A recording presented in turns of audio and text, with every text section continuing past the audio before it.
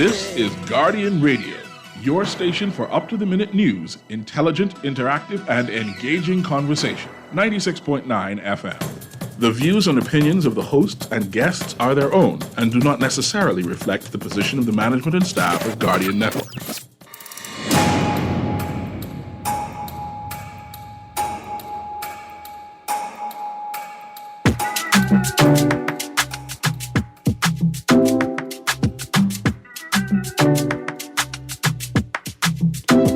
Good yawning this morning, and welcome to On the Clock. Today is Thursday, the 16th of March, 2023.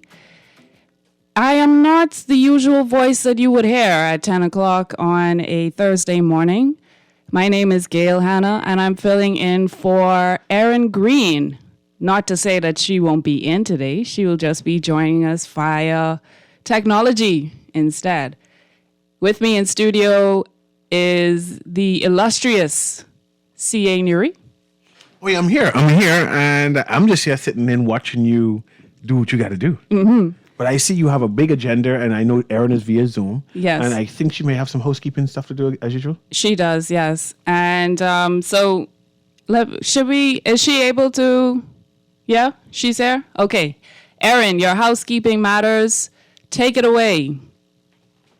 Good morning this morning to Gail Hannah. Good morning, Bahamas. Good morning, On the Clock audience. Good morning, Mr. Nuri.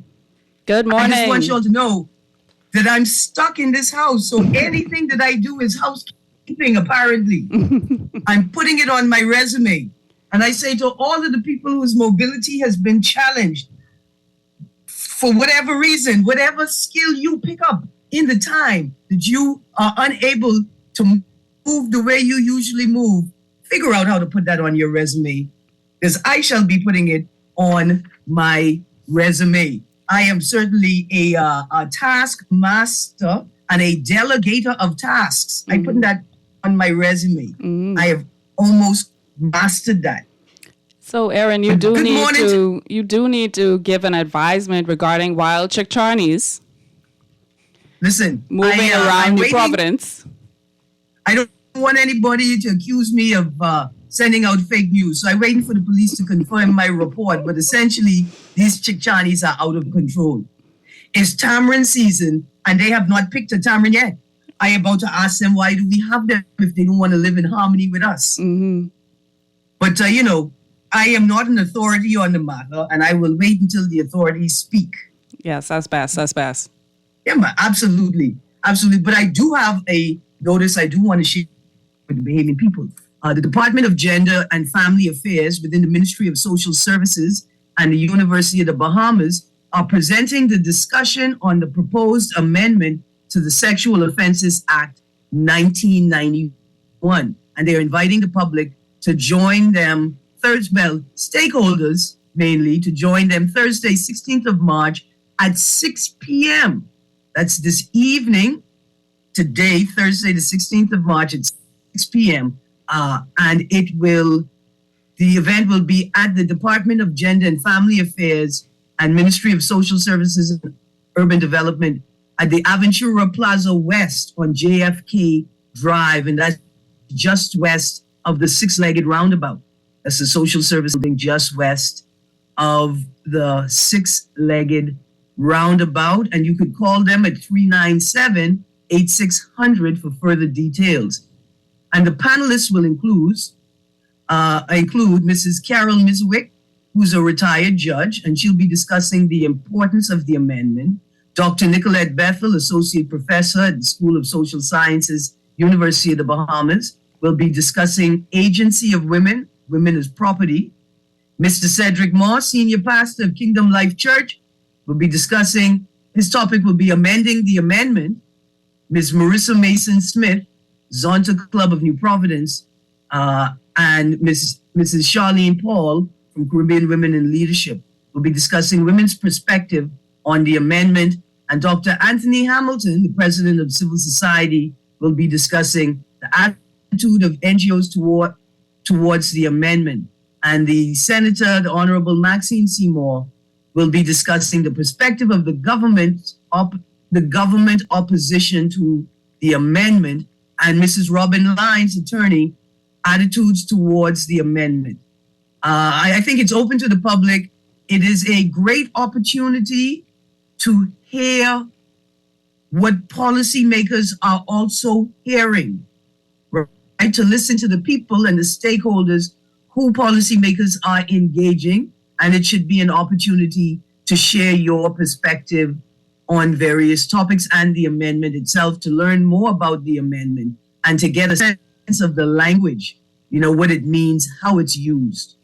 Absolutely. I think that's going to be a interesting event. Mm-hmm. And then in today's Guardian, on page, I think it is on page 8, if you were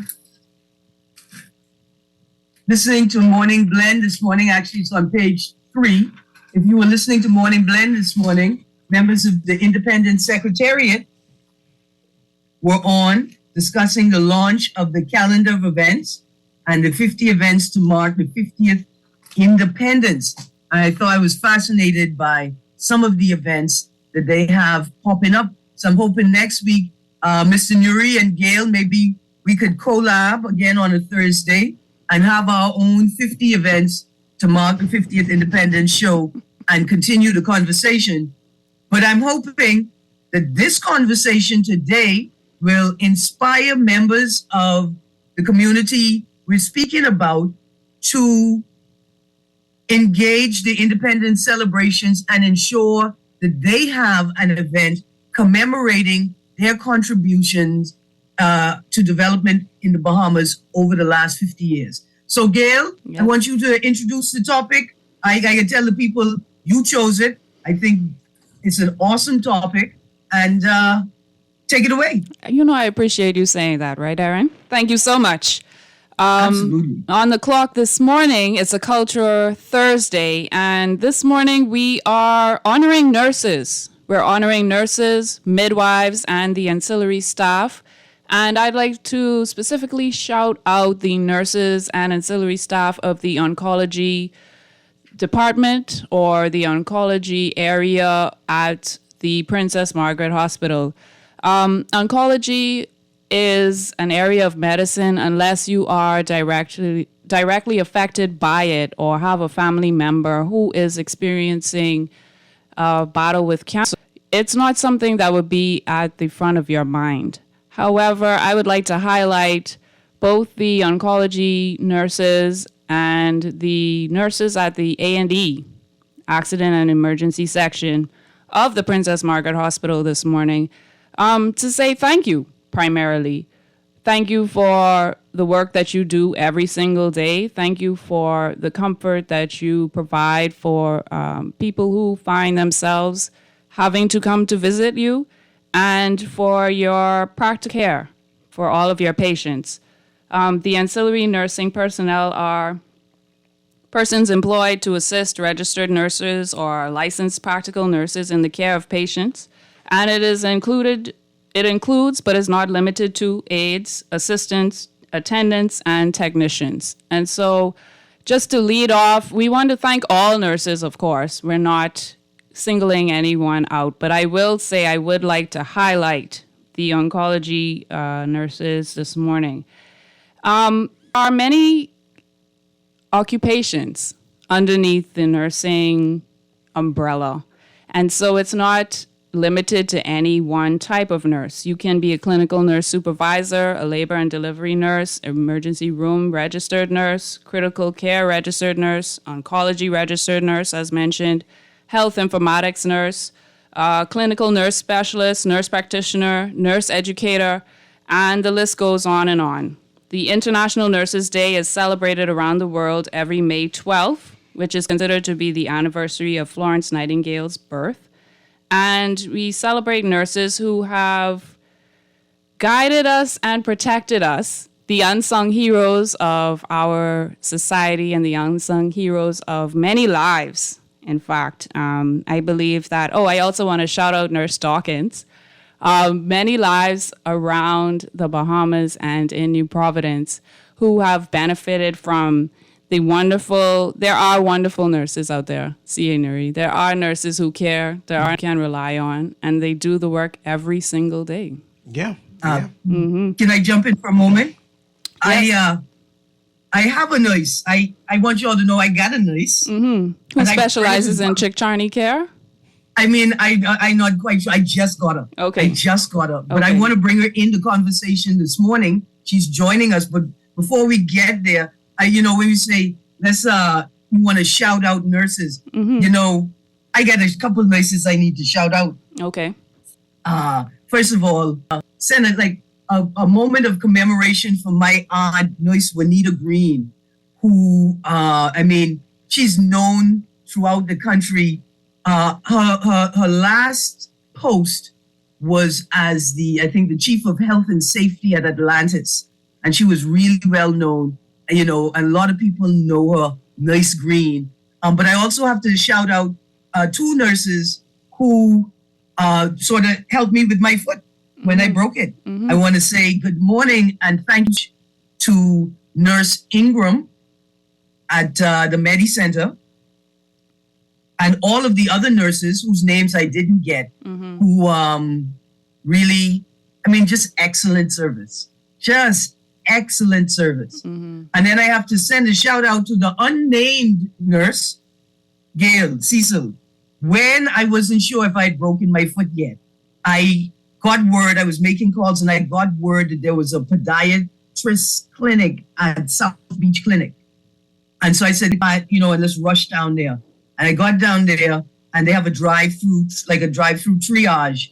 And this very, very young lady in scrubs was taking information from the drive-ups. And she told me that unfortunately the x-ray machine is down at the clinic. I'd have to go to PMH because it's the only public space with a working x-ray machine at the moment. And when I look at her and say, well, what about the, and she said, well, there's 70 people in front of you. Wow. I don't know if you want to wait. Yeah. So I tell her, miss, I might as well cut off my foot and go to the super value and teeth a trolley and do the surgery myself. But listen, I want to thank her for not cussing me when I tell her that. Yes, of course. I want to thank her for smiling oh so gently so as to ensure that I realized she was maintaining her professionalism. I mean, this young lady, she been through the best training. She trained for miserable old people like me who was in pain. I didn't get her name, but I want to say, dear young person, you shining for all the young people, and you're going to be a great nurse. You're going to be a great healthcare provider because you already got the best part, the most important part down, which is dealing with us humans. I want to say thank you. And then if you don't mind, let me bring into the conversation another nurse. My nurse. She don't know she's my nurse until just now. Okay. But good morning, Miss Rhea. How are you? Hi, good morning, Bahamas. Good morning, Erin. Good morning. I wanted to bring you in on the conversation at this point. I'm going to let Gail take it over, but since we have a nurse in the house, you got to be a part of the conversation. Looking forward to it. Absolutely. Good Gail. morning. Yes, good morning, Ms. Thompson. Welcome, and thank you for joining us this morning. Can you give us some information on your primary area of care or expertise? Yes, I am a PCN nurse. That would be the U.S. equivalent to what they call a licensed practical nurse or a licensed vocational nurse. And I am currently employed at PMH Hospital, and I work in the medical area. Okay. Thank you very much. We had a few questions. If you're able to assist us with them, that would be wonderful. Our first question would be, how comparable would you say are the sector salaries, private or public, in nursing, in the Bahamas versus, let's say, the United States or one of our neighbors to the north? To be honest with you, I don't find them to be comparable. For instance, someone like me with the training that I have, usually our hourly rate would start somewhere between $19 an hour, straight on up to $66 an hour in the US. That's just an average. That would change based on what state you're in and obviously you're functioning in. However, here, we would usually start off somewhere around $10, $11 an hour. Oh, that's a big difference. A big difference in between the two. We have seen evidence of what would be considered a brain drain in the nursing sector of the Bahamas, where younger people, or not necessarily younger people, but people in the nursing industry or under the care of nurses or provide care as nurses, would be leave to those other opportunities. You know, you mentioned $66 an hour. That sounds pretty good to me. Why would I not want to practice in another country, for example? What do we need to do to retain more of our nurses here, in your opinion? That $66 is actually the lowest end of the scale. Like I said, that's for someone like me that is an LPN, a registered nurse that has a specialty, say, for example, a midwife, a dialysis nurse, or you brought up oncology, an oncology nurse. Nurses have their certification and experience in those background can demand much more than that. Some of them up to 100 and some odd dollars an hour. And we saw during COVID that nurses were making even double that. So I think it's a two-pronged approach in terms of, is the compensation enough? And to be honest, I don't think anywhere in the world the compensation is enough because nurses do a lot. They carry a serious burden because they manage the patients 24 hours. You may see the doctor for a few minutes, but the nurse is usually there for a full shift.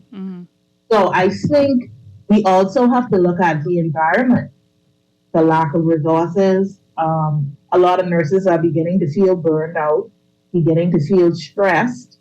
They have issues with feeling like we're just a body, that we're not cared for. Everybody just wants us to show up and show out. We're supposed to do and take care of everybody at the expense of self. And so a lot of the younger nurses don't have that ideal. They want the balance. They want to be able to have this career where they can be passionate and they can be dedicated and they can show that. But they want to be able to self-care too. They want to be able to have time to themselves, a personal life, a social life, time for their family. They want balance. And I think that is one of the major issues facing nursing around.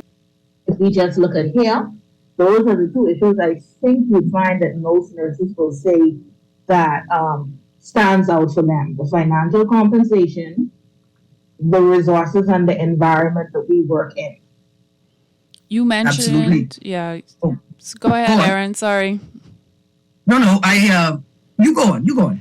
You mentioned the stress levels as well as perhaps the support needed for the mental health or the social health of nurse practitioners. Are there any resources available to your knowledge that would provide psychosocial support, be it you're able to speak with a counselor, or you're able to speak with a mental health professional, social groups, anything to your knowledge that would help support the more mental or emotional aspect of the job? Yeah, well, through Sandilands Rehabilitation Center, which is a division of the Public Hospitals Authority, which manages the Princess Margaret Hospital and Sandilands Rehabilitation, there is a community counseling center where you would have access to speak with counselors, psychologists, psychiatrists, and the like. If you find that you need that kind of assistance, I think the issue there is it's kind of hard as a nurse to reach out to the same system that you work in. Because, let's be honest, our culture is one that doesn't inspire great confidence in terms of confidentiality. Yes. So you feel like you got people that you have to work with, and you may feel that you're being judged, or you don't want your business out there. Because the minute you visit somebody to say, well, I saw Nurse Thompson in here, and she didn't look like she's doing too good up in the head, and that could spiral out of control. So I think that's another roadblock to it. Not that the resources aren't available. But how do you make nurses comfortable with availing themselves of those resources without feeling as if it's going to come back to bite them later on? And I want to, just a moment, send a shout out to our team of psychiatric nurses in country, and I imagine that like the oncology nursing teams, that they're dealing with people that are constantly reconciling with their own mortality, right?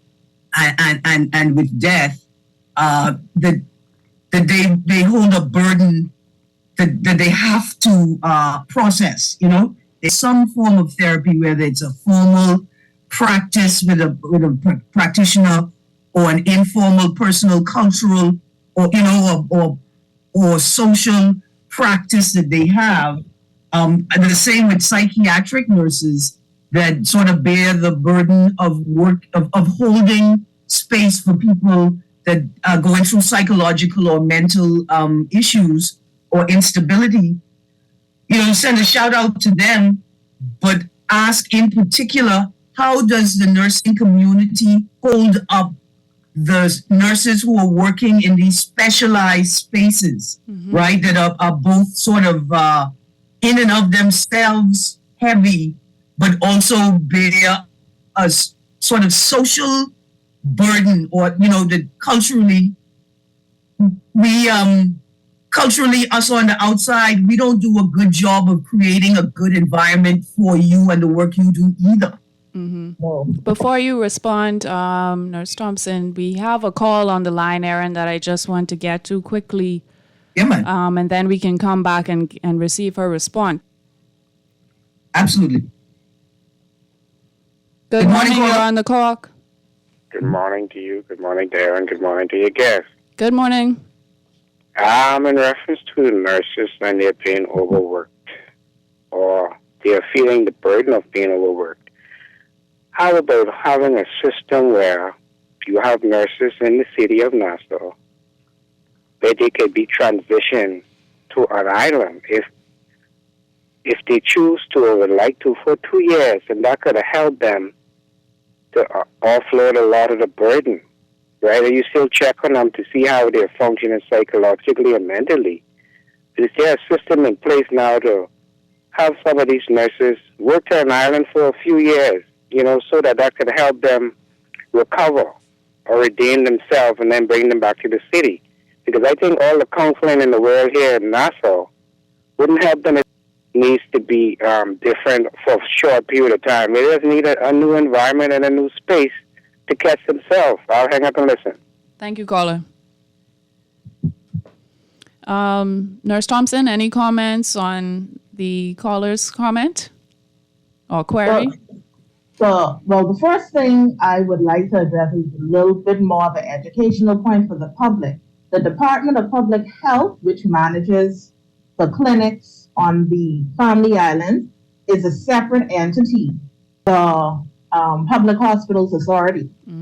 For the nurses that work for the Public Hospitals Authority, again, those are the facilities of Princess Margaret Hospital, the Rand in Freeport, and Sandilands Rehabilitation Center, would not be under the purview of the Department of Public Health in that sense. So the ones that work to the local clinics, the nurses that you encounter at Flamingo Gardens, Lemon Street, those type of clinics, they're the ones that usually transition to work to the island. Not necessarily us who work within the hospital structure, because they're two separate entities. Okay, well, would shifting that, like at the policy level, at the infrastructure level, would that make working together, lobbying, decision making, would that make it better for nurses?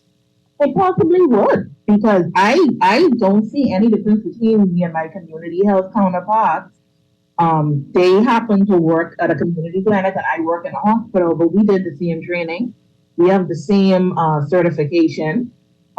Sometimes they do a little bit more in depth because they're in the community versus I work in what we call an acute setting.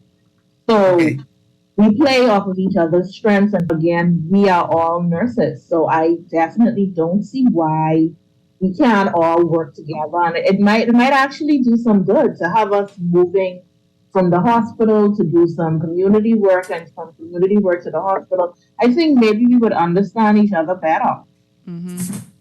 Yes. Now I see there is an award that the Bahamas National Breastfeeding Association gives out for the Skin to Skin Challenge, right? Which is about neonatal care. And the award was designed to celebrate nurses who have, in a period of 100 days, delivered the most babies while using skin to skin interaction. Nurse Evelyn Cartwright was the winner, I think, for 2022, announced in November last year. And Rhonda Kemp, who was a registered midwife lactation counselor, was the runner-up. She delivered 16 with skin-to-skin interaction, and Evelyn Cartwright, a registered midwife, successfully delivered 19 babies. But here's what I want to ask. Is the Bahamas, the Commonwealth of the Bahamas Nursing Association and the Bahamas Nursing Union, along with the Nursing Council, are y'all ready to give out the MacGyver Family Island Resourceful Nurses Award? That's So a we good could- question. So we could celebrate the resourcefulness of our nurses and what they have committed themselves to doing without regard for resources and tools. They committed to healthcare no matter what they have in their toolkit. And that I appreciate. Well, Erin, we have a text, and if anybody would like to text the show, the number here is 422-4796. That's our text line. If you'd like to call, 323-6232. The text reads, "Great show as usual. Tell Miss Greene back in the day, if someone fall down and break a leg, they would tell you either walk it off or they would tell you go drink a ginger ale. I think PMH plays a vital part in healthcare, but ask your guests how come the nurses of another nationality have a better attitude than our own." All right, Texter, thank you very much. I'm not sure if we are able to respond to that one, but I am sure that I can say for myself, the Bahamian nurses that I have come in contact with have been pleasant and enjoyable to work with and very helpful. Ms. Greene just mentioned the nurse that she came in contact with, who was also very professional, very well trained. And so we're sorry, or we apologize if you have had a less than desirable experience, but the ones that we know are the best in the game. Listen, I used to feel the same way too, until I realized that nurses actually, like I interact with a nurse because I am problems. Nurses fighting death every day. Yeah. They literally fight death in a hot building, in a hot box with no AC. And they're interacting with you at the most traumatic or point of the greatest crises in your life. And you're probably, like you say, your attitude may not be the best when they come in contact with you, and they have to maintain professionalism. Yeah, and so we have to change our perspective on what we expect from nurses, and at what stage in the interaction in the overall process, and really think about it.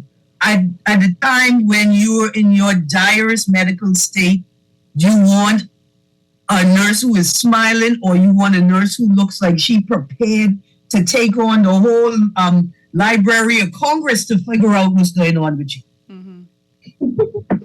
We have another call, Erin, if that's okay. Yeah, man, absolutely. Alrighty. Caller, you're on the clock. Thank you. Good morning. I'm on the road. I just turned on the radio and heard you all talking about mental health. Really, a serious situation here in our country. Yes, ma'am. Mental health for our nursing professionals.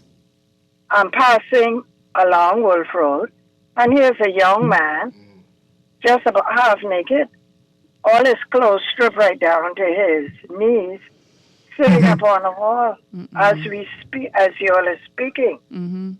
I stopped by the station to report it so that they can do something and see that he gets the proper care. But I'm happy to hear that. I understand that that's Miss Greene on radio, somebody who has been really, really exposed and involved with social services over the years and has made a remarkable contribution in that area. Thank you, ma'am. Thank you very much. Thank you very, very much. And so, Ria, let me ask you a question. How does it feel to be a nurse? Like, so you like Superman, right?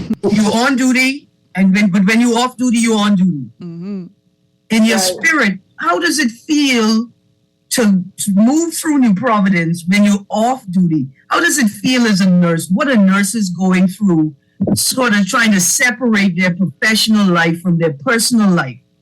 And like the lady said, she was moving through town. She saw something. She knew she needed to do something. It's not her job. She wasn't quote unquote on duty, but she had to do something. I imagine a lot of nurses have to wear the weight of that as well in their private time. How do y'all do it? Well, it is rough to do because it's hard to see and not do. I mean, I can't speak for every nurse. Some may have a better handle on it, but for me, it's like if automatically if I am out and I see someone just pass out, I can't just ignore that despite the fact that I may just be out on the town trying to, relax myself. Because for me, I'm still a nurse. How do I reconcile ignoring that this person is my health and I could possibly make a difference in favor of, I relaxing, so I off. So are you really off?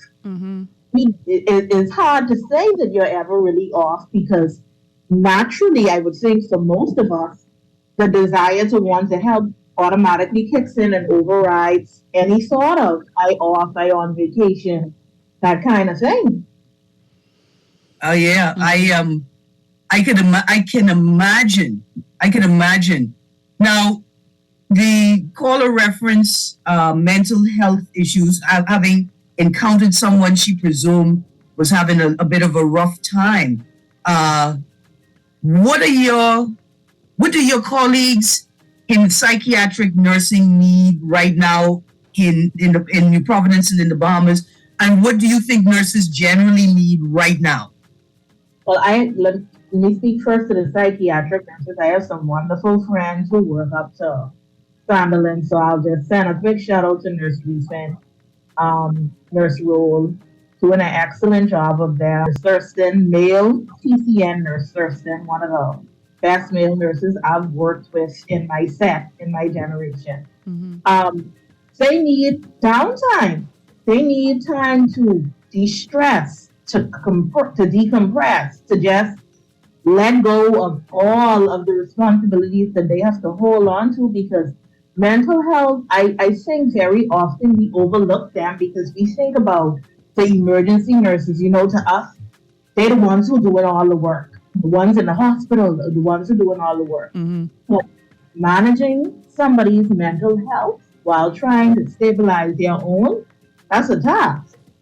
Yes. And those nurses at Sunderland, that is what they're tasked with. And that is not easy to walk into every day because they don't know what they're walking into. They might have leave that patient okay yesterday, and overnight they had a decline. They now maybe having some auditory hallucinations or something, and they have to take that on. So I think they definitely need the space to be able to step completely away from that role and take some time to themselves, or they're going to burn out. Well, Absolutely. We are about to go to the break. Erin, you're on the clock with Erin Greene, Gail Hannah, C.A. Nuri in studio, and joined by Nurse Ria Thompson. We will be right back after these messages.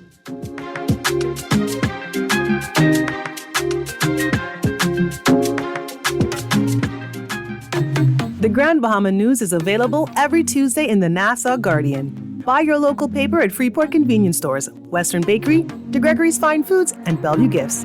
Want to reach your Grand Bahama customers? Then call Barefoot Marketing at 827-4578 or message them for ad rates via their Facebook page. Advertising opportunities now include classified ads too. Keep up with all the latest Grand Bahama news in the Nassau Guardian newspaper every Tuesday. Love the show? Want to give your support? Become a sponsor today. Call 302-2300 for our rates and packages. That's 2300. Become a sponsor on Guardian Radio 96.9 FM. Fresh news, smart talk, all day.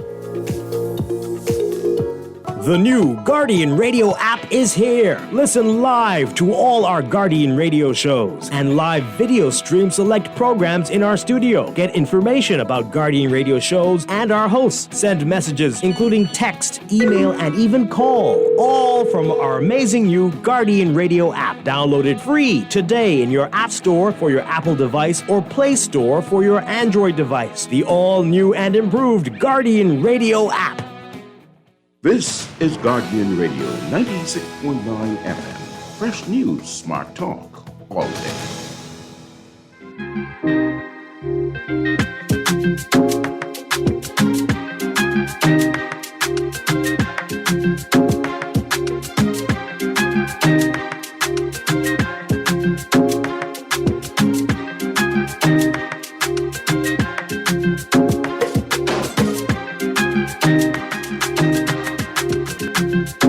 We are back on the clock with Erin Greene, who's joining us via Zoom.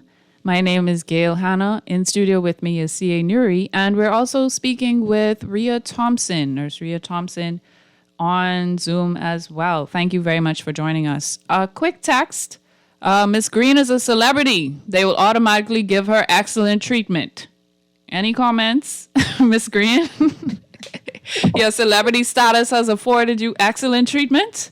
Listen, I can tell you, my years as the interpreter on the news at Justice Gardens has taken this face across the globe, you know. International. I never thought that being able to interpret pigeon, dolphin, Chickchani, and politician would have led to this type of success in my life. That is excellent. Great. Another text. Great show as usual. We have a lot of mental sickness in the Bahamas. And a lot of people need mental help. Great comments. Texter, you're absolutely correct. We do have a call. Let's go to the phone lines. Good morning. You're on the clock. Hey, good morning. Good morning. How are you? Doing well. How are you? Mr. Neary, good morning. Miss Greene, good morning. I'm here. Morning. I'd like to send a shout out to a nurse. She has been nursing for years, a family member of mine. She's a great nurse. She is Nurse Rebecca Johnson, actually Sister Rebecca Johnson. Mm-hmm. She is on children's ward, so I'd like to send a shout out to her. Excellent. Thank you very much, Nurse Rebecca Johnson, you said? Pardon me? Yes. Nurse Rebecca Johnson, thank you very much for your service. Absolutely. You know, there's so many nurses. I sit here thinking of this relationship that you have with those that give you care. Thinking about Nurse Key from QC, and I remember being sick one day and wanting to stay home from school, and my mother say, "Oh no, there's a whole trained nurse at school." Mm-hmm. That's exactly where I'm sending you.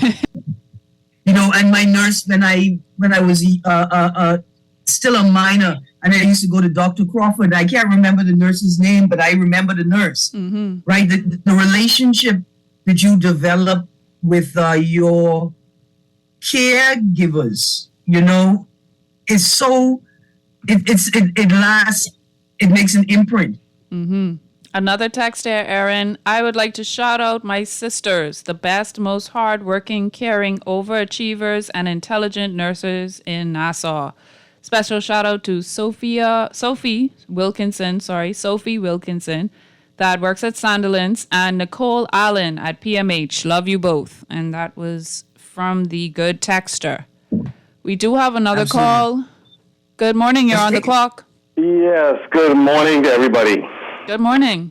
Okay, this is what I want to say. First of all, I want to give my condolences again. I mean, I know it was a long time ago, but my condolences to Nurse Lund, who was shot during an attack on the hospital on a patient. Mm-hmm. As you would remember, Miss Lund, right? Yes. Nurse Lund.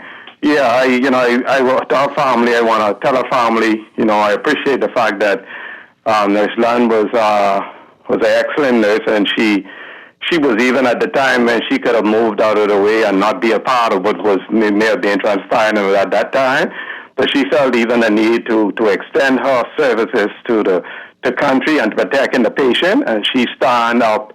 I think they said that to protect the patient and end up losing her life because of that. So the Bahamas people got to realize the kind of situation we are facing today in reference to nurses and the danger that they may be putting themselves in from war persons who wants to continue to enter the hospital with weapons to continue the arc of violence against humanity. Mm-hmm. And also, I can really appreciate the service of the nurses. Yes, I heard that caller, right? The caller that he feel that the foreign nurses are much nicer, but I think that was just really a personal feeling. I think he was just expressing his probably personal feeling, because in every organization you'll have people with an attitude problem. But he got to realize that the nurses have to endure that same thing when persons come in the hospital and they're cursing and they're carrying on and they want to get served before everybody who's there before them. So the nurses also have to have strong patience. The nurses could also say that when foreigners come in, they may be more polite than Bahamians who's coming to get that service. So I want Bahamians to understand too, and as me as a Bahamian also, that you have to be polite also. You can't just be looking at the nurse to be nice. You have to be nice also. Mm-hmm. And my last point is that I was in a hospital and I got service from, I think her name would have been Miss Lowe. It was a young nurse at the time, Miss Lowe. But I could be honest with you, right? Miss Lowe treated me so nicely. And I could be honest, you might laugh at this what I'm about to say, right? Let me tell you why I know she treated me nicely. I'm not a good-looking person. So I couldn't say that she would have admired me. That's why she treated me nice. But she looked at me and she treated me so well, I can be honest with you. They asked me if I was feeling better, right? And I said no, because I really wanted to stay in there another day to see her. Because she treated me so nice, honestly. And I could say that I know it couldn't have been that she admired me. Mm-hmm, mm-hmm. But she was just being professional on her job and her duty to do what she had to do. And I say in my life, I'll never forget her. And I'll always try to remember that name. That even if somebody I come in contact with, they mention that name, Lowe. Miss Lowe, I say, are you related to a nurse? No, she's a doctor, not a nurse. Right, but that she's a doctor. Okay. Are you related to that doctor who was in the hospital at that time? As long as they say yes, I'll extend my services to assist them in any way they need that assistance. Because when persons be nice like that, I try to even remember if you have a children or your inheritance, that even if I don't get to give you nothing, I would make sure I'll be able to assist them later on in life. But thank you very much for taking my call. Thank you very much. We also wanted to touch on the issues of breast cancer. Speaking of oncology nurses this morning, Nurse Thompson, do you have any expertise in that area per se, or have you had any experiences as a nurse in the oncology department? Not directly in the department itself, but my family has a history of cancer. My great-grandmother passed away from breast cancer, and I have aunts that have fought breast cancer and are still surviving. So cancer is a pervasive, to me it has touched almost everything. Mm-hmm. And working in that department can be stressful, as you said, because a lot of times I think this is one of I call it the downside of nursing. When you know so much about the way a disease progresses, when you know so much about the way it looks when a patient is having a decline, it's hard for you to show them the optimism they may be looking for when in your head, your expertise is telling you that this person is headed towards the end of their journey, you know? So that could be hard because you want to give them all the sunshine and the light and the optimism, and especially in that department, those nurses, to me, they have a little extra bounce in that step because when those patients come in there, I mean, they are just on point. They know them by name, they know their treatments, they know what's supposed to be happening with them today. They handle them with kid gloves. Yes. It's necessary. So what kind of night they had before they came in. And in most cases, those nurses know the history of that person's struggle. This might be their second time coming back after thinking they got rid of it. You know, and now they here again going through another treatment again. So that department, children's ward to me, also the lady who called in with nurse, Sister Rebecca Johnson, she's amazing. Amazing. So definitely give her props. They take on a lot as well, especially imagine having to be a nurse dealing with pediatric oncology. Yes. That's a blow. Some breast cancer data. Health officials estimate Bahamas breast cancer data. Health officials estimate 300 to 500 new cases each year. 48% of the women diagnosed with breast cancer in the Bahamas were under the age of 50. The average age of diagnosis in the Bahamas is 42, and in the United States it's 62. 44% of Bahamian women with breast cancer had stage 3 this disease. And I just want to input there that early detection is the key. That means that you have to do the self-examinations, you do your mammograms, etc., to ensure that should you find something, it would not be at the stage, hopefully it would not be at the stage 3 or stage 4 level. Bahamian wives, mothers, daughters, sisters, and friends are finding out about their cancer later and dying younger because of a lack of early detection. Among the women who die from breast cancer in the Bahamas, 43 are under 50 years old at the time of their death. And it is estimated that a full 23% of Bahamian women diagnosed with breast cancer carry the BRCA1 gene mutation, resulting in their diagnosis. And so this is also a serious issue. As you mentioned, the best to provide excellent care. And mostly the hope is that you do not have to go and see them, right? But in the event that you do, you can rest assured that you will be taken very good care of in that department as well. Also, shout out to the Sister Breast Cancer Support Group.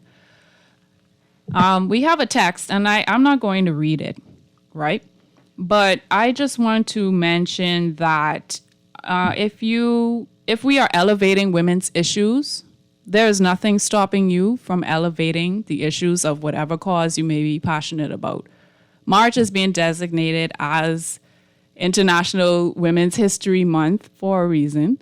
And we are discussing women's issues and celebrating women in our society. And so we can celebrate Bahamians, and we can also celebrate. And unfortunately, if that irritates or bothers you, good luck. We have another call on the line. Welcome to On the Clock. Yeah, okay, I want to show to all the nurses and the men go clinic. Thank you very much, sir. Thank you for calling. Erin, you had another question for Nurse Thompson, but I believe we had cut off due to the call. I don't know if you can remember it.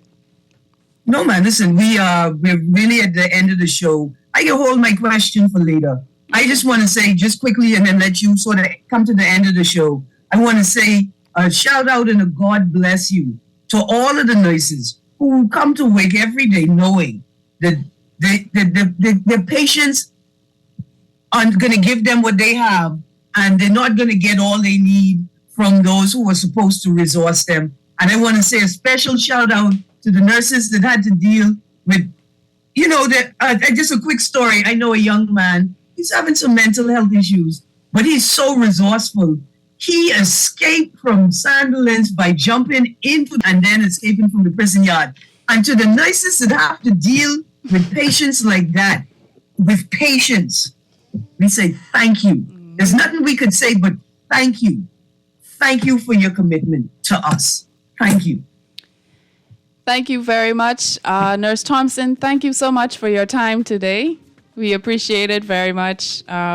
Thanks to CA Nuri for your support in studio this morning. Thank you so much, Erin, for trusting me with your On the Clock baby.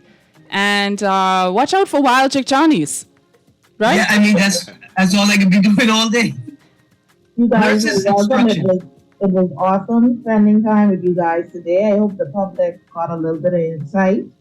And I look forward to Nurses Month. Shout out to all the nurses in my medical block and at PMH, FRC, RAN Memorial, and my DPH nurses. You guys have an amazing day.